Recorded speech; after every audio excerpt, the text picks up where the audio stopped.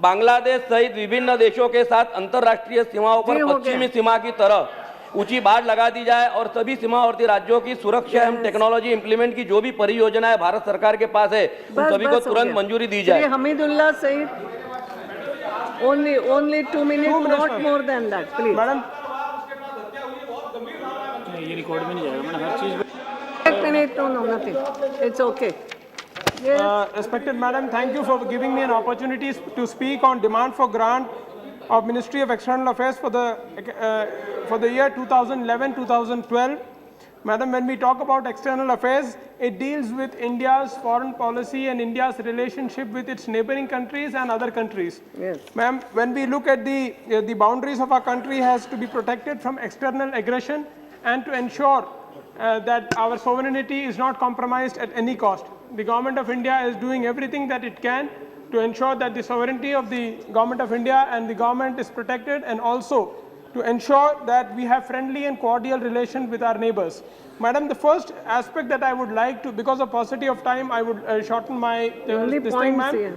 The first aspect that I would like to take up is with regard to United Nations. United Nations stands for peace, for peacekeeping, for development, and for human rights.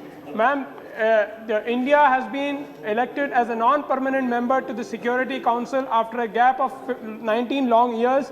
It symbolizes that the government of the day is committed to have a good foreign policy and to have a good foreign relation with other countries. India has got 187 votes out of 190 which have been polled in this United Nations Security Council non-permanent membership election, and it has created a record of having the highest votes in all the 5 non-permanent members who have got elected. Amongst them, India has got the maximum number of votes.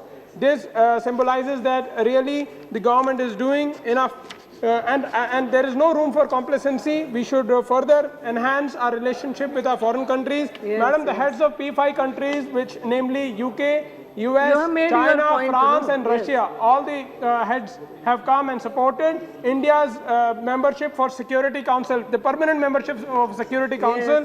Therefore, ma'am, I would like to also state that India is the largest contributor in UN peacekeeping. Madam, my second aspect is SARC. With regard to the SARC, only to second aspect only. This is last aspect. Come on, ma'am. I'm just concluding, ma'am. India had represented in the SARC in the 16th SARC meeting which was held in Bhutan, and it coincided with the 25th anniversary of SARC, and it is basically a regional.